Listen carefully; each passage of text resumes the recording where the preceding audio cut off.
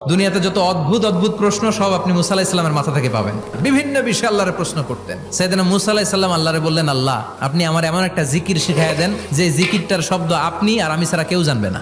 দিনে রাতে সব সময় এই জিকির আমি করব, আপনারে ডাকবো, কিন্তু শর্ত হলো এই জিকিরটা জানবে শুধু আপনি আর জানবো শুধু আমি। আল্লাহ বললেন, মুসা পড়ো লা ইলাহা ইল্লাল্লাহ।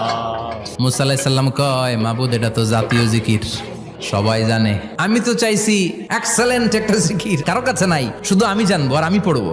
আল্লাহ বললেন, মুসা এই লা ইলাহাকে যদি এক পাল্লায় রেখে দাও, তামাম বিশ্ব, সাত আকাশ, সাত জমিনটারে তুলে যদি তুমি আরেক পাল্লায় রেখে দাও, লা রাজাহাত কাফাতু লা ইলাহা ইল্লাল্লাহ, মুহূর্তের মধ্যে লা ইলাহার পাল্লা ভারী হয়ে যাবে।